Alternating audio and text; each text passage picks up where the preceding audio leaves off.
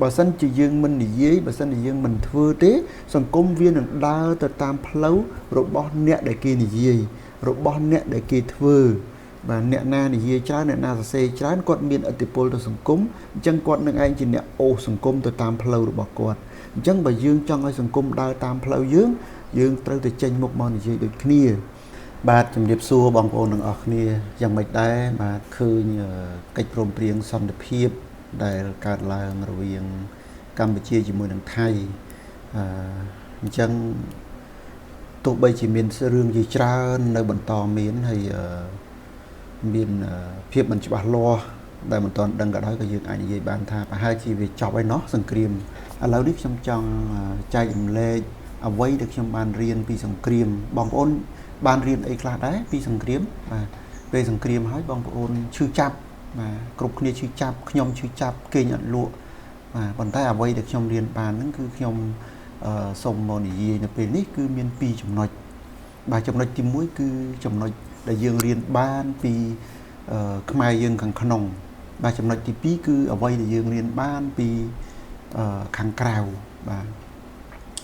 បើសិនជាយើងនិយាយអំពីខាងក្នុងចំណុចទី1ដែលខ្ញុំសង្កេតឃើញដែលខ្ញុំឃើញគឺខ្មែរយើងហ្នឹងគឺមានសេចក្តីស្រឡាញ់ហើយនិងភាពក្លាហានបាទប្រជាជនកម្ពុជាយើងហ្នឹងស្រឡាញ់គ្នាផុសផុលបាទទាំងក្នុងប្រទេសទាំងក្រៅប្រទេសគឺចេញមកប្រងព្រាតជួយគ្នាបាទគ្រប់គ្រងខ្មែរយើងសម្ដែងមតិបញ្ចេញអារម្មណ៍ហើយនឹងស្នើសុំឲ្យពិភពលោកជួយការពារកម្ពុជាដ៏កំសត់របស់យើងបាទអញ្ចឹងអានេះគឺជាសេចក្តីស្រឡាញ់ដែលយើងឃើញថាខ្មែរយើងពិតជាស្រឡាញ់ខ្មែរដូចគ្នាបាទខ្ញុំរីករាយមែនទែនមិនថាខ្មែរក្រមក៏គាត់ចេញមកជួយបាទគាត់ក៏ចេញមកគាត់មានបងប្អូនខ្មែរក្រមខ្លះគាត់ពិបាកចិត្តដែលឃើញថៃវាយហើយគាត់មានការលំបាកហើយគាត់ក៏ជួយគ្រប់គ្រងយើងដែរបាទនេះគឺក្តីស្រឡាញ់មួយដែលមិនងាយនឹងបានឃើញហើយក៏មិនលេចមិនងាយលេចច្បាស់ដែរបាទចំណុចមួយទៀតតកតងទៅនឹងសេចក្តីក្លាហានក្រៅពីស្រឡាញ់គឺប្រជាជនកម្ពុជាយើងមានភាពក្លាហានមានបងប្អូនយើងជាច្រើនគឺរួចរាល់តែម្ដងបើសិនជាជាតិត្រូវការគឺស្ម័គ្រស្លាប់នឹងសុខចិត្តទៅធ្វើជាទាហានដើម្បីតស៊ូហើយមិនខ្លាចទេទោះបីជាដឹងថាថៃនឹងមានសពាអាវុធទំនើបជាងមានយន្តហោះចម្បាំងមានកងទ័ពច្រើនជាងមានសេដ្ឋកិច្ចខ្លាំងជាងមានអ្វីដែលល្អជាងប៉ុន្តែបងប្អូនខ្មែរយើងមិនខ្លាចទេមានសេចក្តីក្លាហានណាស់គឺស្ម័គ្រស្លាប់បាទចំណុចទី2ដែលខ្ញុំរៀនបានគឺមានអ្នកចេះដឹងច្រើនសង្គមយើងពេលមានសង្គ្រាមអញ្ចឹងមកយើងឃើញមានអ្នកសរសេរចេញមកសរសេរក្នុង Facebook ហ្នឹងគឺសរសេរបានល្អហើយការនិយាយហ្នឹងក៏បានល្អច្រើនមែនទែនគឺមានអ្នកចេះដឹងច្រើនណាស់បាទមិនថាអ្នកនៅក្រុងមិនថាអ្នកនៅស្រែមិនថាអ្នកនៅក្រៅប្រទេសគឺមាន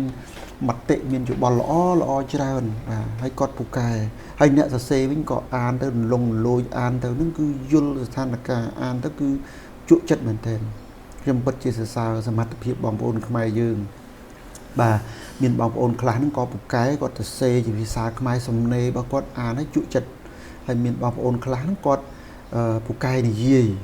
អូគាត់និយាយបានល្អនិយាយបានព្រោះមែនទែនហើយមានបងប្អូនខ្មែរយើងខ្លះហ្នឹងគាត់ចេះនិយាយថៃគាត់តបតជាមួយថៃបាទស្ដាប់ទៅជក់ចិត្តហើយមានការបកស្រាយបតិកលាគួរឲ្យស្រឡាញ់ណាស់ហើយក៏មានអ្នកវិភាគចេញមកច្រើនដែរអញ្ចឹងកម្ពុជាមិនខ្វះអ្នកចេះដឹងប៉ុន្មានទេបាទអានេះគឺជាចំណុចល្អមួយបាទមានអ្នកសរសេរច្រើនមានអ្នកនិយាយច្រើនយើងឃើញថាមានកំហុសប្រងព្រាតបាទមានកំហុសប្រងព្រាតប៉ុន្តែកំហុសទាំងអស់នោះយើងអាចផ្ទៀងផ្ទាត់បានបើមិនយើងស្ដាប់ច្រើនប្រភពយើងឃើញអូអ្នកនេះនិយាយចេញមកហ្នឹងបែបខុសបន្តិចទៅអ្នកនេះនិយាយមកបែបត្រូវអញ្ចឹងយើងផ្ទៀងច្រើនប្រភពទៅយើងឃើញថាទាំងអស់ហ្នឹងគឺមានកំហុសប៉ុន្តែវាជួយបំពេញគ្នាអញ្ចឹងយើងអាចនិយាយបានថាអ្នកណាក៏មានកំហុសដែរហើយមួយទៀតដែលចេញពីអ្នកទាំងអស់ហ្នឹងពួកគេក្រៅពីមានចំណេះដឹងហើយក៏យើងអាចដឹងហើយអាចរៀនបានដែរថាមនុស្សទោះបីជាពូកែយ៉ាងណាក៏គង់តែមានកំហុសពាក្យចាស់លោកថាដំរីជើង4គង់មានភ្លាត់អ្នកប្រាជ្ញចេះស្ទាត់គង់មានភ្លាំងភ្លេចបាទអញ្ចឹងមានន័យថា ពួកគេខុសអ្នកនេះខុសអ្នកនោះខុសអ្នកណាក៏អាចខុសអញ្ចឹងនៅពេលដែលមានមនុស្សនៅពេលដែលមនុស្សមានកំហុសមានន័យថាយើងគ្រប់គ្នាមិនអាចនៅស្ងៀមបានទេនៅពេលដែលគាត់ខុសយើងត្រូវចេញជាគំរូបាទបើសិនជាគាត់ត្រូវយើងយកគាត់ជាគំរូហើយនៅពេលដែលគាត់ខុសយើងត្រូវធ្វើខ្លួនឲ្យទៅជាគំរូយើងមិនអាចសំងំហើយរងចាំបានផលទេយើងមិនអាចចង់ឲ្យសង្គមយើងខ្លាំងហើយយើងខ្លួនឯងមិនព្រមខ្លាំងហើយចង់ឲ្យអ្នកដទៃធ្វើគ្រប់រឿងទេគឺយើងខ្លួនឯងត្រូវតែល្អដែរ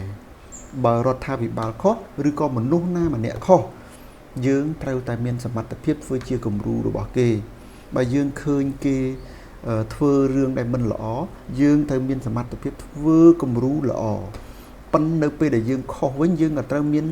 សមត្ថភាពកែលម្អខ្លួនឯងទៅយកគេជាគំរូវិញដែរបាទអញ្ចឹងជាចំណុចមួយបាទចំណុចមួយទៀតគឺតាក់ទងទៅនឹងក្រុម MMO បាទយើងឃើញថាក្រុម MMO ក៏មានប្រយោជន៍របស់ក្រុម MMO ដែរគាត់ជួយវាយប្រហារគណនីFacebook របស់ថៃដែលនិយាយមិនពិតគាត់ជួយបញ្ចេញព័ត៌មានផ្សេងច្រើនហើយលឿនមែនទែនក្រុម MMO លឿនណាស់បាទប៉ុន្តែក៏ក្រុម MMO នេះក៏ធ្វើឲ្យមានរឿងវិលមុខច្រើនដែរដើម្បីលុយគាត់ព្យាយាមបង្កើតវីដេអូខ្លះដែលដើម្បីទៅទាញ view នឹងខ្លាំងមែនទែនក៏អត់ខ្វល់ថាផលប៉ះពាល់វាល្អឬអាក្រក់ទេគាត់គិតរឿង view ព្រោះគាត់រលុយបាទអញ្ចឹងកន្លែងនេះក៏វាគ្រោះថ្នាក់ដែររឿងខ្លះតូចទេគាត់បញ្ឆេះឲ្យទៅជាធំអញ្ចឹងកន្លែងនេះបងប្អូនខ្ញុំគិតថាពួកគាត់ MMO គាត់រកលុយប៉ុន្តែយើងដែលមិនចង់រកលុយតែយើងចង់ជួយសង្គមយើងត្រូវចេញមុខមកបាទសំងំអត់បានទេបើមិនដូច្នោះទេគឺប្រទេសយើងវានឹងដើរទៅតាមលុយវាមិនមែនដើរទៅតាមឧត្តមគតិទេបើចង់ឲ្យប្រទេសយើងជាប្រទេសដែលដើរទៅតាមឧត្តមគតិដើរទៅតាមឧត្តមភាពហើយនឹងភាពត្រឹមត្រូវគឺយើងត្រូវចេញបាទអ្នកដែលមានចំណេះដឹងដែលគិតតែខ្លួនឯងអាចធ្វើគំរូថារឿងអីដែលយើងធ្វើគំរូបានយើងត្រូវធ្វើអត់អាចបណ្ដោយឲ្យមនុស្សមួយក្រុមដែលគាត់ចេញវីដេអូដើម្បីទៅលុយមកដឹកនាំសង្គមទេបច្ចុប្បន្នមនុស្សចូល 90% ហើយតាមមើលដែលប្រើ Facebook ដែលប្រើ YouTube ដែលប្រើ TikTok អញ្ចឹងបើសិនជាក្រុមមនុស្សទាំងអស់នៅលើបណ្ដាញសង្គមហើយអ្នកដែលមានសមត្ថភាពពិតប្រាកដអ្នកដែលចេះអ្នកដែលដឹងមិនចេញមកជួយនិយាយមិនចេញមកជួយអធិប្បាយទេច្បាស់ជាសង្គមដឹកនាំដោយក្រុម MMO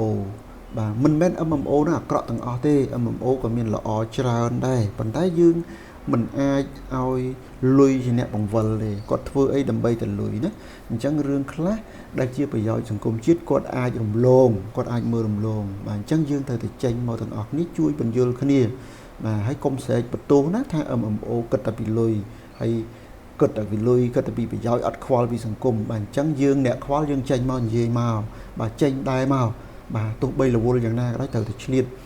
បើសិនជាយើងមិននិយាយបើសិនជាយើងមិនធ្វើទេសង្គមវានឹងដើរទៅតាមផ្លូវរបស់អ្នកដែលគេនិយាយរបស់អ្នកដែលគេធ្វើបាទអ្នកណានិយាយច្រើនអ្នកណាសរសេរច្រើនគាត់មានឥទ្ធិពលទៅសង្គមអញ្ចឹងគាត់នឹងឯងជាអ្នកអូសសង្គមទៅតាមផ្លូវរបស់គាត់អញ្ចឹងបើយើងចង់ឲ្យសង្គមដើរតាមផ្លូវយើងត្រូវតែចេញមុខមកនិយាយដូចគ្នាបាទរឿងខ្លះក៏មានអ្នកស្ដាប់រឿងខ្លះក៏មិនមានបាទមិនបាច់គិតកន្លែងហ្នឹងទេព្រោះយើងចង់ឲ្យសង្គមល្អតែបើយើងប្រឹងអស់លទ្ធភាពហើយវាមិនដើរតាមផ្លូវយើងក៏តាមនឹងទៅបាទរឿងមួយទៀតបាទដែលខ្ញុំគិតថាយើងបានរៀនដែលខ្ញុំបានរៀនដែរគឺខាងក្រៅបាទខាងក្រៅហ្នឹងគឺមានន័យថាយើងឃើញហើយថាយើងពឹងអ្នកដទៃអត់បានទេបាទពឹងអាមេរិកពឹងចិនពឹង UN យើងឃើញហើយទៅរាយការណ៍ដល់ក្រមប្រឹក្សាសន្តិសុខអន្តរជាតិអត់មាននរណាយកភ្នែកមើលអត់មាននរណាយកទៅជាស្ដាប់ទេគេអត់ខ្វល់យើងទេចិនមហាមិត្តរបស់យើងយ៉ាងម៉េចវិញបាទចិនមហាមិត្តរបស់យើងយ៉ាងម៉េចវិញបាទស្ងាត់ឲ្យឈឹងហើយប្រកាសខ្លួនថាមិនលក់អាវុធឲ្យកម្ពុជានៅក្នុងពេលសង្គ្រាមទៀតបាទអានេះហើយគឺយើងត្រូវចាំថាមិនត្រូវពឹងអ្នកដទៃទេបាទមិនអាចពឹងអ្នកណាបានទេចំណែកអាមេរិកវិញយ៉ាងម៉េចដែរ បាទអាមេរិកគាត់ជួយប៉ុន្តែយើងឃើញហើយតម្រាំនៅអាមេរិកលូកដៃជួយចង់ខ្ទេចចង់ខ្ទីស្លាប់ទាហានស្លាប់ប្រជាជនចំនួនភាសឹករត់ពេញទឹកពេញដីបាទហើយពួកគេជួយយើងបានតែពីចម្ងាយទេលើកនេះចេះត្រាំគាត់ជួយចុះបើត្រាំអាមេរិកអត់ជួយយើងមិនវីបូបាទអញ្ចឹងអានេះគឺយើងរៀនបានពីខាងក្រៅថាឈប់មានគំនិតពឹងអ្នកដតីបាទឈប់មានគំនិតពឹងអ្នកដតីបើយើងមិនខ្លាំងយើងមិនមានសេដ្ឋកិច្ចរឹងមាំយើងមិនអាចទិញកំភ្លើងមកយើងមិនបំបត្តិអំពើពុករលួយទេប្រទេសយើងនៅតែមិនរឹងមាំអញ្ចឹងបាទចំណុចទី2ដែលយើងរៀនបានដែលខ្ញុំរៀនបានពីខាងក្រៅគឺយើងស្គាល់ប្រទេសជិតខាងយើងបានច្បាស់ជាងមុនបាទយើងឃើញថាថៃមានល្បិចច្រើនណាស់ហើយល្បិចរបស់យើងនៅក្រោមថៃច្រើនល្បិចរបស់យើងនៅក្រោមគេច្រើនបាទយុទ្ធសាស្ត្ររបស់យើងស្ងៀមស្ងាត់តែមិននៅស្ងៀមបាទស្ងៀមស្ងាត់តែមិននៅស្ងៀមហ្នឹងក៏វាជោគជ័យដែរចុងក្រោយប៉ុន្តែយើងឃើញហើយដីគេនៅតែឈូសចឹងណាបាទប៉ុន្តែដីយើងនៅគេនៅតែឈូសយើងមិនដឹងថាបានមកវិញឬក៏អត់ទេរួចយើងឃើញរៀនមួយទៀតគឺវៀតណាមនៅពេលដែលយើងមានបញ្ហាមួយថៃវៀតណាមហាក់ដូចជាមិនបានចេញមកគ្រប់គ្រងយើងទេ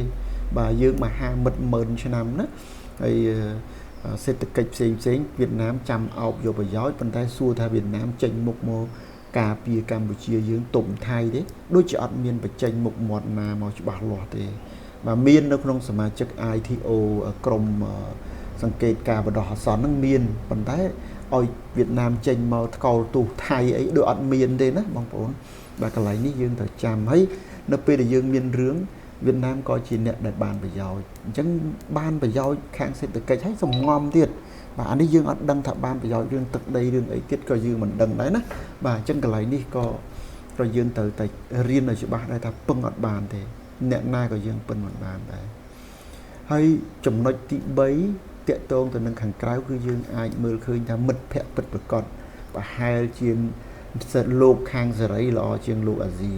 បាទលោកសេរីគាត់នៅគិតគុណធម៌ខ្លះបាទចំណែកឯលោកខាងអាស៊ី